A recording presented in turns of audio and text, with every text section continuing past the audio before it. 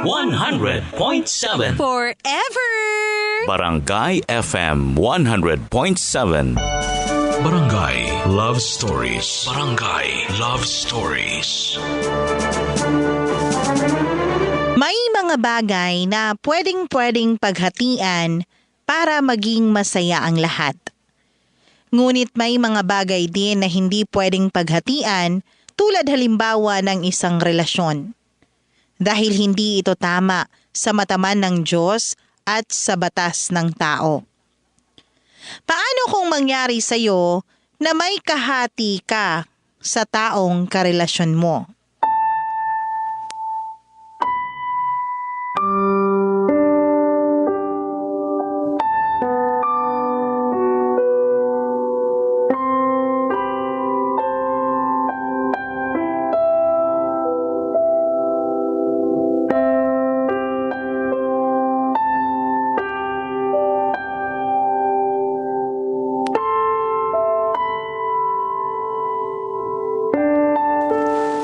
Dear Mama Mia, laking Bicol ako, Mama Mia. Sa madaling salita, isa akong probinsyana. Ako si Antoinette. Parati akong nakikinig sa Barangay Love Stories at sobrang nakaka-relate ako sa mga binabahaging kwento ng ating mga kabarangay. Ilang araw at gabi ko rin itong pinag-isipan, Mama Mia. Gusto kong ibahagi ang karanasan ko. Kaya sumulat na ako sa inyo para maibahagi ko ang kwento ko at ng aking kapatid. Noong panahon na nasa Bicol pa ako'y kasama ko talaga ang ate kong si Ana, Mama Mia. Ulila na kaming dalawa ni ate kaya sobrang malapit kami sa isa't isa dahil kami lang naman na dalawa ang magkapatid. Unang namatay ang tatay namin noong 7 taon pa lang ako. At noong 12 years old naman ako ay namatay rin ang nanay namin. Tumira kaming dalawa sa mga kamag-anak namin simula nang naging ulila na kami ni ate. Palipat-lipat kami sa mga kamag-anak namin, Mama Mia. Dahil tulad namin, mahirap din ang kalagayan nila sa Bicol. Nagtatrabaho na ako sa palengke noong 14 years old ako kasama ang ate ko para may pagkakakitaan naman kami kahit papaano. At para na rin may maiaabot kami na pera sa nagpatuloy sa amin. Nagkaroon ng boyfriend ang ate ko noong 20 years old na siya at 18 years old naman ako. Si Marco ang boyfriend niya, Mama Mia. Matangkad si Marco, matipuno ang pangangatawan. Nagbubuhat siya ng isda sa pundohan. Nakita kong masaya si ate sa relasyon nila ni Marco. Dumating ang lahat sa punto na gusto na ni Marco na sa Manila na silang dalawang tumira ni ate. Para makahanap raw sila ng mas magandang trabaho at mas malaking sahod. Matapos ang 3 buwan na naging sila, Mama Mia. Gusto rin ni Marco na doon na sila bumuo ng pamilya ni ate. Maraming pangarap na maganda si Marco para sa kanilang dalawa ni Ate Ana.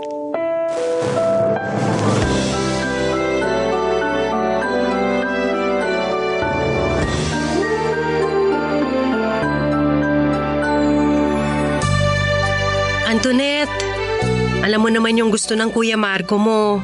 Sinabi ko na to sa'yo. Gusto niya na lumuwas na kami ng Maynila. Marami dong oportunidad kesa dito sa Bicol. Sabi ko na sa kanya na kapag lumuwas kami ng Maynila, syempre kasama ka talaga. Hindi ko kayang maiwan ka dito. Hindi ko kakayanin na mag-alala ako kung napano ka na dito sa Bicol. Kailangan ba talaga nakasama ako? Oo naman. Hindi ako papayag na hindi kita kasama. Pumayag ba si Kuya Marco na sama mo ko? Baka napilitan lang yon dahil hindi ka sasama sa kanya sa Maynila kung hindi ako kasama. Aba, dapat lang. Kasama ka talaga. Tayo lang dalawa ang magkapatid tapos maghihiwalay pa tayo. Hindi ko rin kaya na mahiwalay sa'yo, ate, sa totoo lang. Simula nang mawala sina tatay at nanay, tayo na ang magkakampi sa lahat ng bagay. Namiss ko na sina nanay at tatay. Minsan parang hindi ko na ma-imagine yung itsura nila. Pero dahil sa mga pictures natin sa kanila, naalala ko pa rin yung mga masasayang araw na kasama natin sila. Bakit nawala agad sila sa atin, ate? Bakit kinuha agad sila sa atin? May plano ang Diyos. Naging maayos naman tayo. Hindi tayo pinabayaan ng Diyos. Ana, parang may iyak na rin ako nito Alam mo, kapag nasa Maynila na tayo, kikita tayo ng malaki doon. Baka nga pwede ka na doon makapag-aral kapag maayos na ang lahat. Sigurado naman ako magiging maganda ang buhay natin sa Maynila. Ramdam ko. Sana nga, ate. Pero marami rin akong nababalita ang hindi maganda sa Maynila eh. Huwag mo na yung alalahanin. Kasama naman natin si Kuya Marco mo. Hindi tayo mapapahamak. Nakapunta na siya ng Maynila. May kamag-anak siya doon. Sabi niya may makukunan na siyang matitirhan nating 3. Mahal mo ba talaga si Kuya Marco, ate? Anong klaseng tanong yan? Oo naman. Mahal ko siya pero mas mahal kita. Ikaw pa rin at sina nanay at tatay ang first love ko. 3 kayo. Second love ko na lang si Kuya Marco mo. Ibig sabihin nito, kapag lumawas na tayo ng Maynila, magiging asawa mo na si Kuya Marco? Oo naman.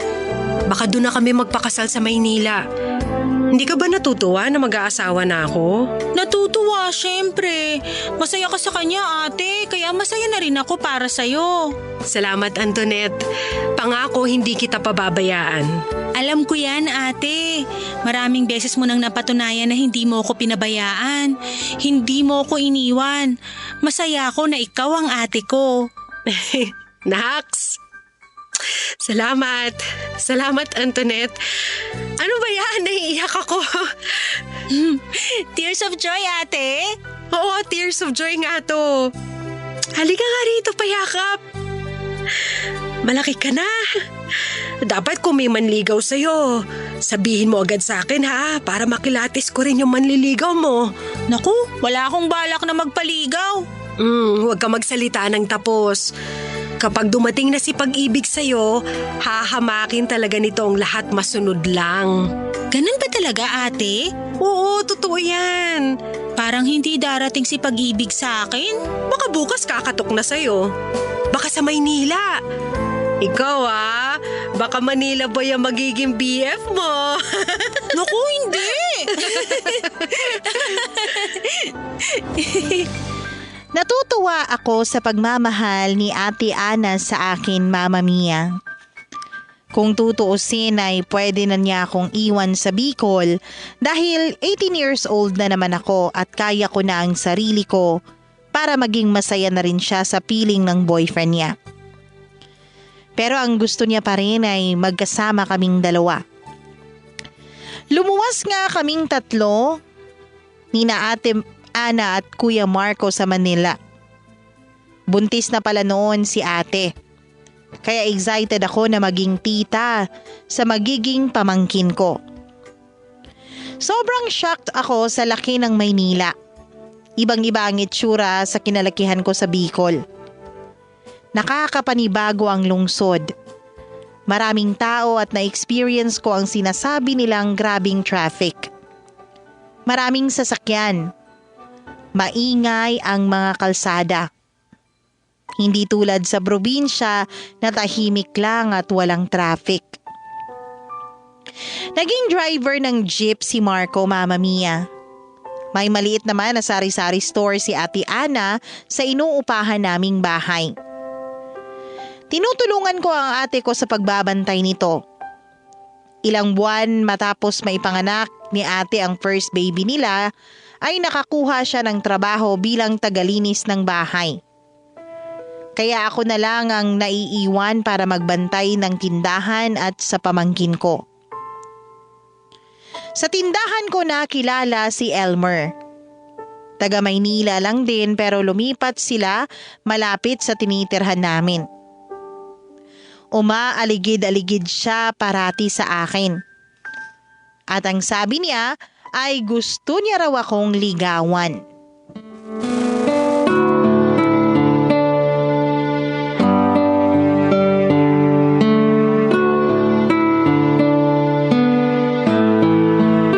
Antoinette, gusto talaga kita. Hinaan mo nga ang boses mo, baka marinig ka ni Kuya Marco sa loob. Wala namang masama kung marinig niya. Ayaw niya sa'yo. At takot rin ako, no? Baka lukuhin mo lang ako.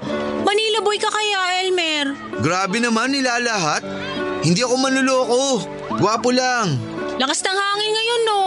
Malakas ang aircon. Ang sosyal naman dito. May pa-aircon si Mayor.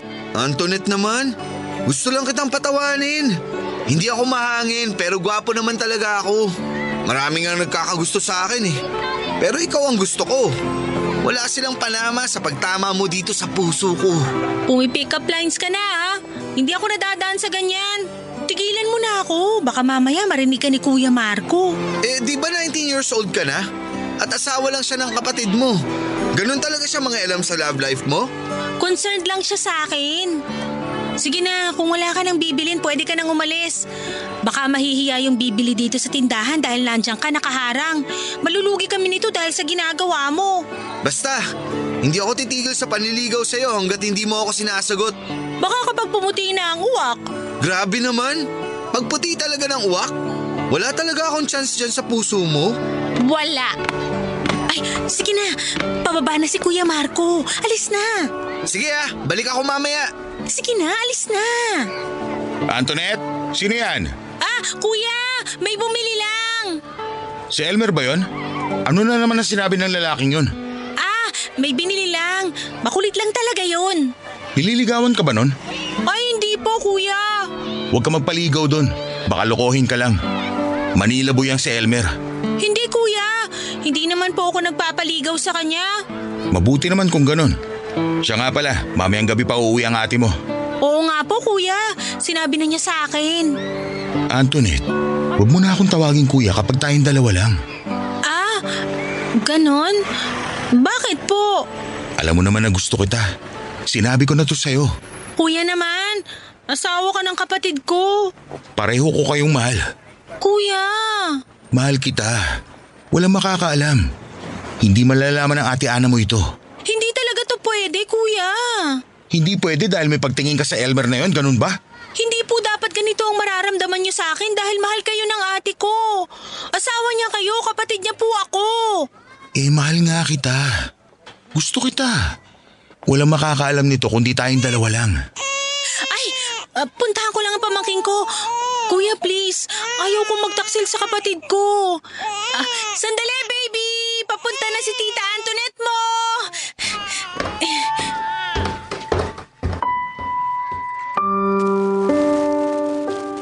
Ilang beses na akong sinabihan ni Marco na noon pa niya ako gusto, Mama Mia. Na kaming dalawa ng ate ko ang mahal niya. Na gusto niyang tanggapin ko ang pag-ibig niya sa akin. Sobrang takot ako noon, Mama Mia.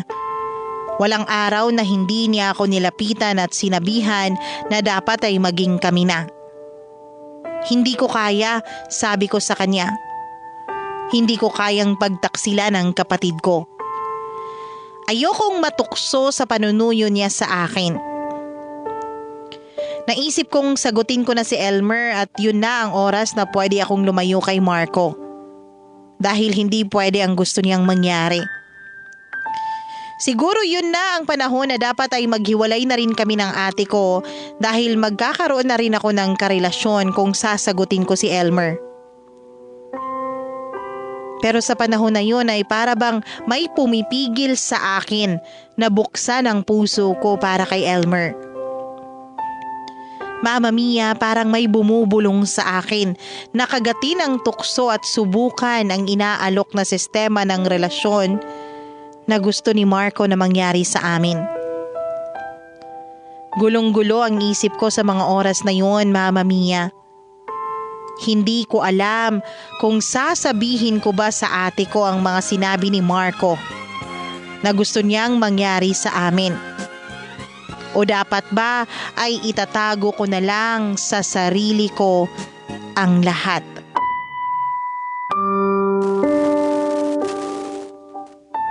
Hindi ko talaga alam, Mama Mia, kung ano ang gagawin ko sa mga oras na yun. Kung sasabihin ko sa ate Ana ko, tiyak na magagalit siya kay Marco at masisira ang pagsasama nilang dalawa. Ayokong masira ang pagiging magkapatid namin ni ate Ana. Pero dahil sa kabaitan at sweet naman sa akin si Marco, hindi naglaon, Mama Mia, ay nakaramdam ako ng pag-ibig sa kanya.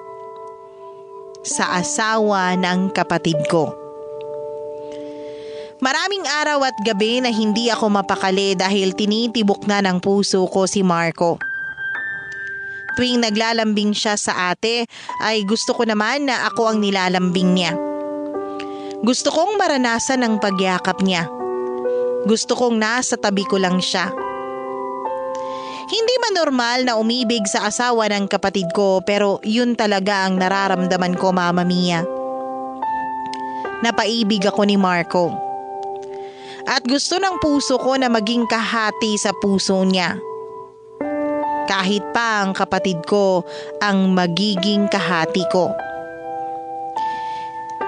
Mama Mia, hindi rin pumapalya si Elmer sa panunuyo sa akin. Pero nakatuon na ang puso ko kay Marco. Handa na akong magkasala. Handa na akong maging kabit. Handa na akong makipagrelasyon sa asawa ng kapatid ko.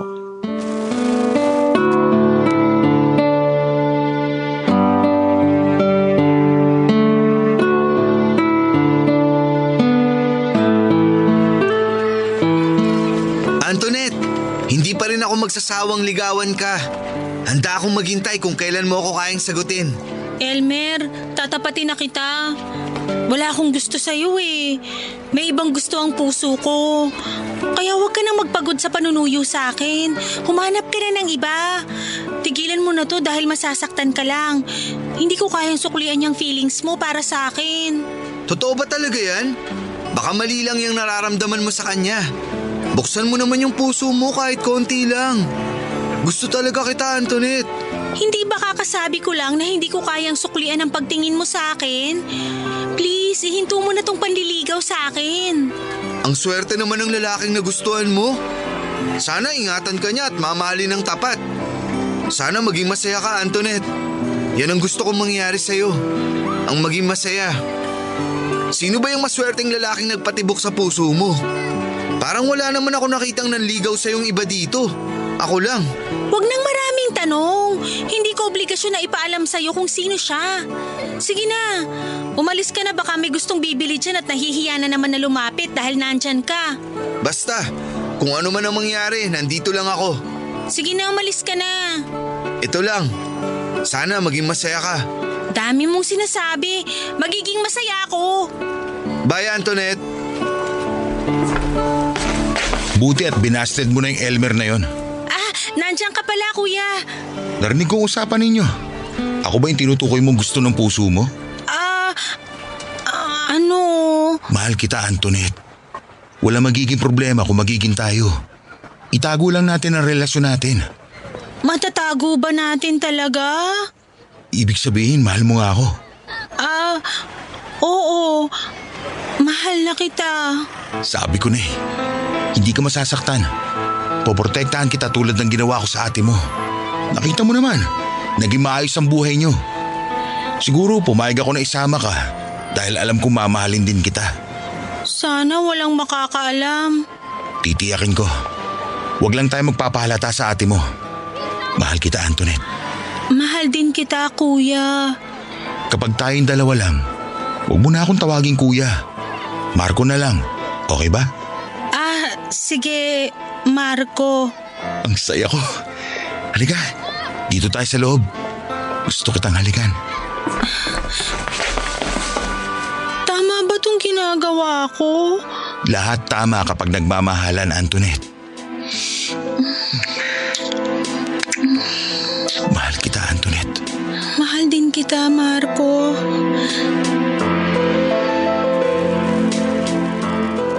Binasted Trusted ko si Elmer dahil tinanggap ko ang pag-ibig sa akin ni Marco.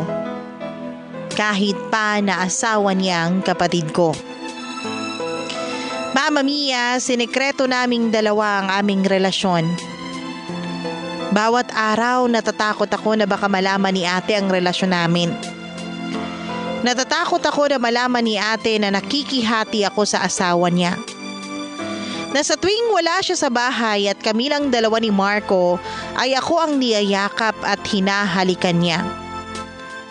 Ako ang misis ni Marco kung wala si ate. Pero hindi pa rin ako tinitigilan ni Elmer kahit binasted ko na siya, Mama Mia. Kinukulit pa rin niya ako. Patuloy pa rin siya sa panliligaw sa akin kahit ilang beses ko na siyang sinabihan na hindi ko siya mahal. Hindi ko alam.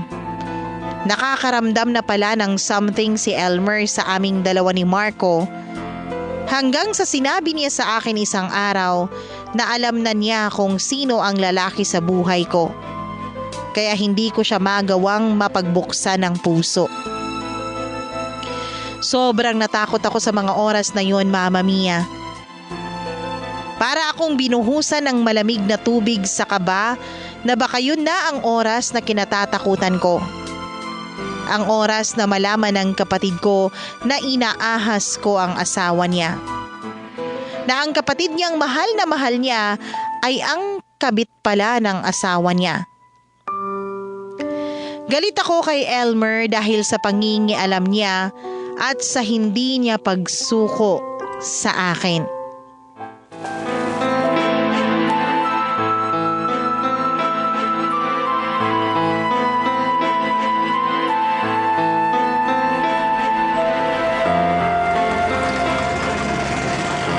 Antoinette, makinig ka sa akin. Mali ang ginagawa niyo. Huwag kang mangialam. Pakialamero ka. Hindi mo pa rin ba tanggap na wala akong gusto sa'yo? Pwede ba, Elmer? Tumahimik ka? Paano ako tatahimik nakikipagrelasyon ka dyan sa asawa ng ate mo? Mali yan. Huwag mong sasabihin kahit kanino ang nalalaman mo, Elmer, ha? Binabalaan mo ba ako? Oo, binabalaan kita. At ngayon, alam mo na. Kaya tigilan mo na ako. Huwag mo akong pakialaman. Huwag mo kaming pakikialaman. Hindi ka ba natatakot dyan sa ginagawa niyo? Mali yan. Sobrang mali. Mali kung malalaman to ng ate ko. Mali kung isusumbong mo. Kaya isarado mo yung bibig mo, manahimik ka. Pwede ka namang kumalas dyan, Antoinette. Baka kasi sobrang close mo lang sa kanya. Saka wala ka pang nagiging boyfriend. Nagkataon pa na ulila kayo. Kaya ganyan ang nararamdaman mo. Wala kang alam. Sorry, pero kung sinagot mo lang ako, kung binuksan mo lang yung puso mo sa akin, hindi sana umabot sa ganito. Ano bang ginagawa sa'yo ng Kuya Marco mo? Pinupuwersa ka ba? Sinasaktan ka ba kaya ka pumayag? Alam mo, pakialamero ka. Walang ganun. Ginusto ko to. Mahal ko si Marco at mahal niya rin ako. Nagmamahalan kami. Mali ang pagmamahal mo. Kaibangan yan, Antoinette. Gumising ka. Mali talaga yan. Mali dahil hindi ikaw ang pinili ko? Hindi yan ang point. Ang sa akin lang, sana sa lalaking walang asawa ka pumatol. Sa lalaking hindi asawa ng kapatid mo. Elmer, ang point ko, nagmamahalan kami. At dapat walang nakakaalam kung ano man ang relasyon naming dalawa. Maayos naman ang pamumuhay naming tatlo ng kapatid ko at ng mga pamangkin ko. Salamat na lang sa concern, pero please, tigilan mo ako at si Marco. Huwag kang mangialam. Sa mata ng Diyos at sa batas ng tao, mali ang ginagawa nyo. Alam mo ba yun, Antoinette? Tama na, Elmer. Tama na. Kung natatakot kang kumalas dyan sa relasyon mo sa kanya, nandito lang ako para tulungan ka. Please, habang maaga kumalas ka na sa relasyon nyo ng asawa ng kapatid mo. Mas gusto kong huwag mo kaming pakialaman. Yang buhay mo ang atupagin mo. Huwag mo na kaming pag-aksayahan pa ng panahon. Pwede ba? Antoinette naman. Wala nang patutunguhan tong usapan natin. Iwan mo na ako. Kung hindi mo kayang sabihin sa ate mo na pinagbantaan ka lang ng Marco na yan, pwedeng ako na ang magsabi sa kapatid mo. Subukan mo lang. Huwag mong masabi-sabi to. Ikakamatay ko pag nalaman ng kapatid ko ang sikreto namin ni Marco. Ikakamatay ko. Naintindihan mo ba? Antoinette! Huwag na huwag mong susubukang magsumbong, Elmer! Pero sana, Antoinette, pag-isipan mong mabuti tong ginagawa nyo.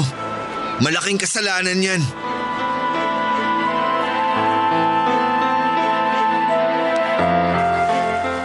Hindi ko talaga alam kung paano ko dadalhin ang problema dahil sa nalaman na ni Elmer ang lihim namin ni Marco. Kakaibang takot ang naramdaman ko, Mama Mia. Parang anumang oras ay mabubunyag na ang pagtataksil naming dalawa. Mabubunyag na sa lahat na nakikihati ako sa asawa ng kapatid ko. Walang araw na hindi ako sinabihan ni Elmer tungkol sa maling relasyon ko. Para siyang sirang plaka na paulit-ulit nang sinasabi. Paulit-ulit din akong binabangungot sa ginawa ko kay Ate Ana ko. Tuwing kaharap ko si ate ay puno ng konsensya sa dibdib ko. Kadalasan ay maiiyak na lang ako dahil sa pinasok kong maling relasyon. Sinabihan ako ni Elmer na may panahon pa akong lumabas sa maling relasyon. Sabi niya sa akin na kaya niya akong tanggapin, kaya niya akong mahalin. Kaya niyang ibigay ang pag-ibig na walang kahating iba. Kaya niyang ibigay ang puso niya ng buo at para lang sa akin. Mama Mia, inuusig ako ng konsensya ko araw-araw. Pero ang sabi ni Marco, hindi niya kaya na isa sa amin ni ate ang mawala.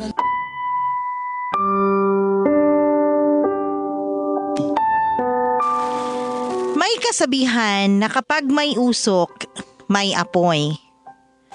Tatakas talaga ang usok at malalaman kung bakit umaapoy. Dumating ang araw na kinatatakutan ko, Mama Mia. Tama sila. Walang sikretong hindi nabubunyag. Ipinagtapat ni Elmer sa ate ko ang tungkol sa pakikipagrelasyon ko kay Marco. Galit na galit ako kay Elmer, Mama Mia, dahil sobra na siyang pakialamero sa buhay ko. Sinugod ako ni Ate Ana. Halos hindi ako makatingin sa kanyang mga mata dahil alam ko na malaki ang kasalanan ko sa kanya. At totoo ang nalaman niya mula kay Elmer. Narinig kong kumakabog ang dibdib ko. Ibang ate ang nakita ko, Mama Mia. Sa tagal na naming nagsamang dalawa, iyon ang araw na parang dumilim ang langit. Walang hangin. Pinagpawisan ako dahil sa sobrang takot sa maaaring gawin ng ate ko sa akin. Tiningnan ko ang mga kamay niya na parang ilang segundo ay sasampalin na ako. Ako na isang malandi, ahas at mang-aagaw. Parang ilang segundo lang ay masasabunutan na niya ako. Tumulo ang mga luha ko nang hindi ko napansin, Mama Mia. Nang tinanong niya sa akin, "Bakit mo nagawa sa akin ito, Antoinette?" Parang tinusok ng kutsilyo ang puso ko. Tumagos ang bawat letra sa puso ko, Mama Mia. Hindi ko maintindihan dahil niyakap niya ako ng napakahigpit.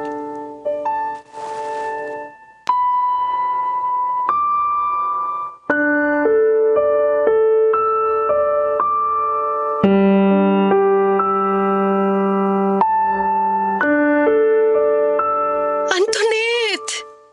Bakit? Bakit mo nagawa to? Bakit mo nagawa sa akin to? Ate, sorry. Kailan pa to? Shh! Huwag mo na sagutin. Hindi naman importante.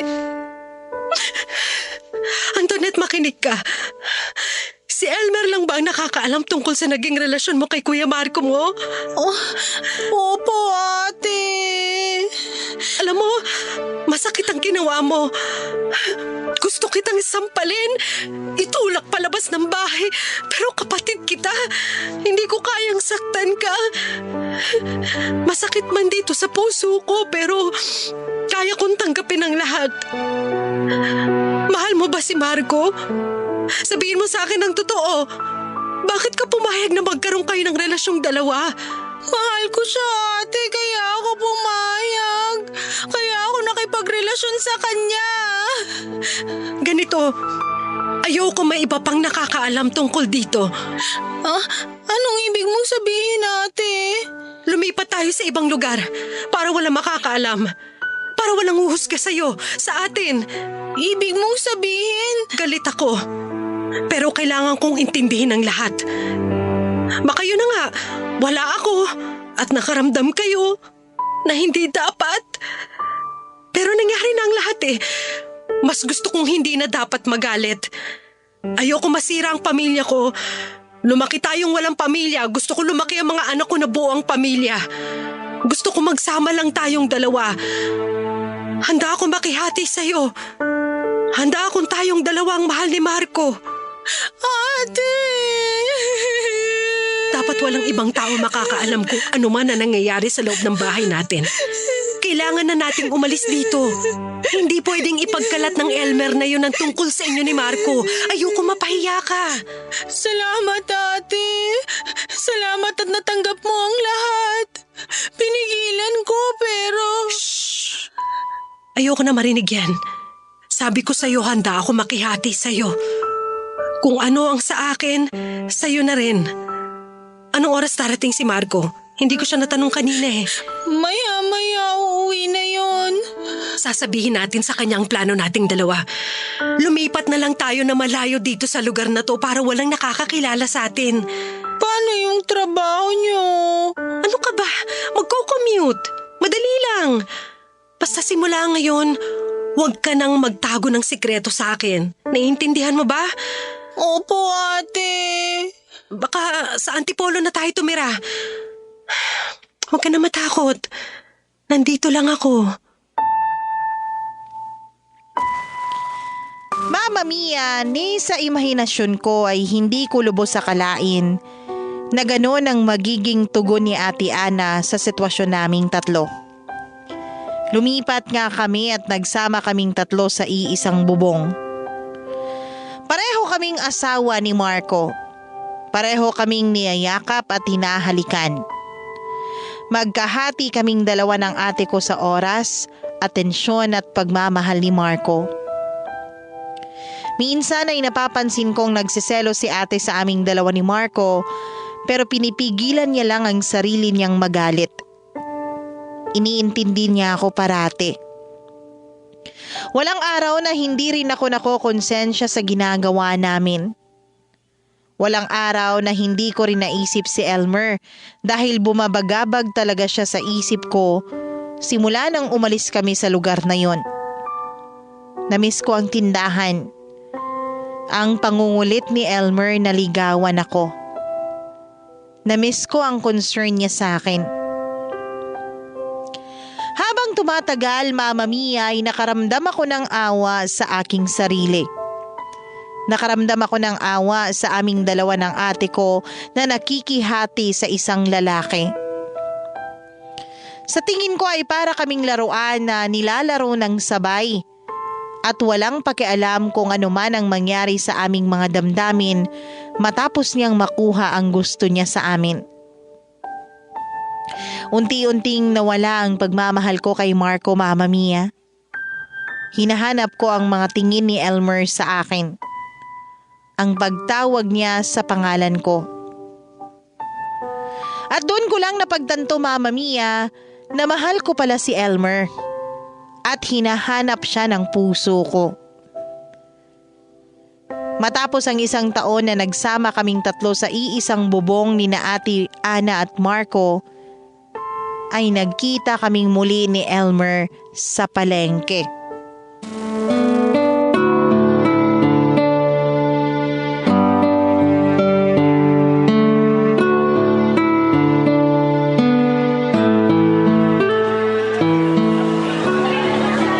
Antoinette? Ikaw ba yan? Elmer? Matagal na kitang hinahanap. Buti nakita kita. Kumusta ka? Nangayayat ka. Okay ka lang ba? Sorry sa ginawa ko. Concerned lang ako sa'yo. Ano nang balita sa'yo? Pasensya na, ang daldal ko. Oh, okay ka lang ba? Halika, dito muna tayo sa gilid. Umupo ka. Sandali, meron akong tubig dito. Uminom ka muna.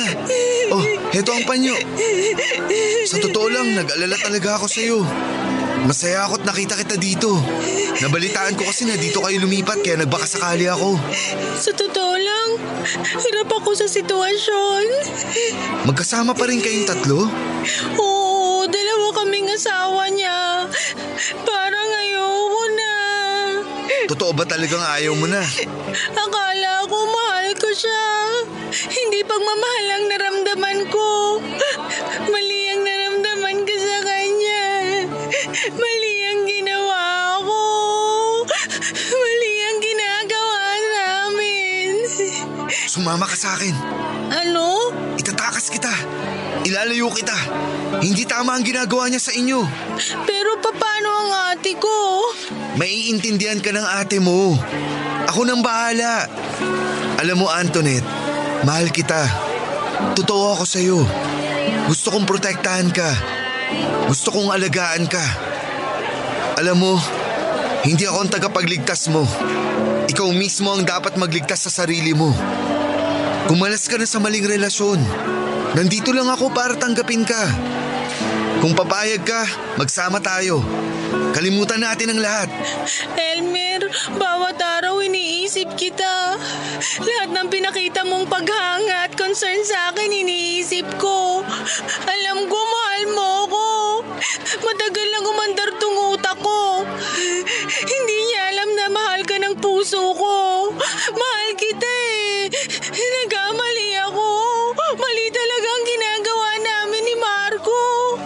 Ngayon gusto kong itama ang mali. Gusto ko sumama sa'yo. Gusto ko magsama tayo. Talaga ba? Sige, sumama ka na ngayon. Huwag ka nang bumalik sa bahay niyo. Magsimula tayo. Handa ka na ba maging jowa ko? Jowa talaga ang tawag? Pasensya na. O ayan, yan ang gusto ko sa'yo. Maganda ka kapag nakangiti. Halika, sumakay ka sa motor ko. Umuwi na tayo sa bahay natin. Sa magiging bahay mo. Salamat, Elmer. Oo, sasama ako. Tayo na. Umalis na tayo sa lugar na to. Eto ang helmet, suotin mo.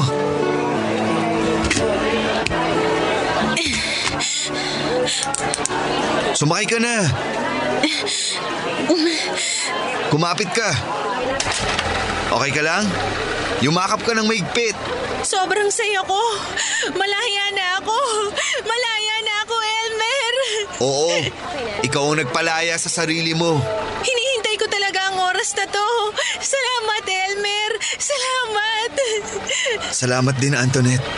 Mahal na mahal kita. Mahal na mahal din kita, Elmer.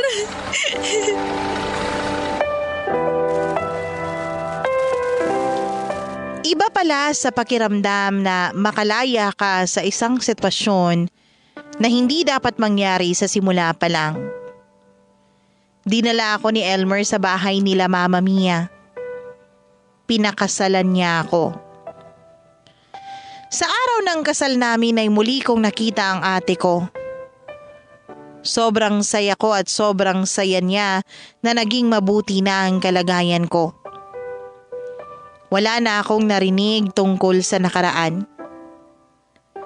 Hindi na rin nagpakita pa si Marco sa akin, pero sila pa rin ang ate ko. Sa ngayon ay may 2 na kaming anak ni Elmer, Mama Mia. Buti at hindi kami nagkaanak ni Marco. Masaya kaming nagsasamang 2 ni Elmer. Wala na akong kahati sa lalaking minamahal ko. Wala na akong kahati sa lalaking sinasamahan ko. Wala akong kahati kay Elmer. At hindi na rin kami naghahati ng ate-anak ko. Minsan talaga ay hindi natin makontrol ang mga sarili natin kapag nakakagawa tayo ng hindi tama. Kapag may pagkakataon, sana ay itama natin ang mga mali. Itama natin ang gawaing hindi naaayon sa batas ng Diyos at sa batas ng tao. Sana ay may nakuha kayong aral sa kwento ng buhay ko, Mama Mia. Maraming salamat. Ang inyong forever ka-barangay, Antoinette.